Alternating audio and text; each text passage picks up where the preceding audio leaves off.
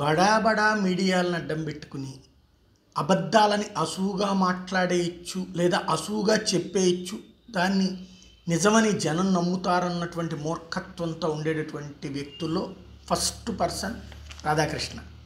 ఆయన రాసినటువంటి కొత్త పలుకులు అని ఒక వింత పలుకు చూడండి. సార్వత్రిక ఎన్నికల్లో మీరు తెలుగుదేశం పార్టీతో పొత్తు పెట్టుకుంటున్నారా? ఇంత నమ్మకమైన మిత్రుడు నేను ఉండగా తెలుగుదేశం పార్టీ అవసరమే ఉంది? తెలుగుదేశం పార్టీతో పొత్తు ఆలోచన చేయవద్దు ప్లీజ్. ఇది ఆంధ్రప్రదేశ్ ముఖ్యమంత్రి జగన్మోహన్ రెడ్డి ఢిల్లీలో ప్రధానమంత్రి నరేంద్ర మోడీ కలిసి చేసిన విజ్ఞప్తి. ప్రధానమంత్రి అనుమతితో కేంద్ర హోంమంత్రి అమిత్ షా తెలుగుదేశం అధినేత చంద్రబాబును ఢిల్లీకి ఆహ్వానించి పొత్తు విషయం కదిపారు. దీంతో కలవరపాటుకు గురైన జగన్ ఆ వెంటనే ఢిల్లీకి పరిగెత్తి ప్రధాని మోడీని కలిశారు. తెలుగుదేశం పార్టీతో పొత్తు పెట్టుకోబోం అని ప్రధాని మా వాడికి హామీ ఇచ్చారట అని జగన్ సన్నిహితులు కనిపించిన వాళ్ళందరికీ చెప్తున్నారు. ప్రధాని ఏం చెప్పారో జగన్కి ఏం అర్థమైందో తెలియదు, కానీ ఆ తర్వాత కూడా కేంద్ర హోంమంత్రి అమిత్ షా సందర్భంగా మాట్లాడుతూ ఎన్డీఏలోకి పాత మిత్రులు వస్తున్నారు, అందులో తెలుగుదేశం పార్టీ కూడా ఉంటుందని చెప్పారు. ఇది ఆయన తెలుగుదేశం ఉంటుందని ఆ పదమే వాడలేదు.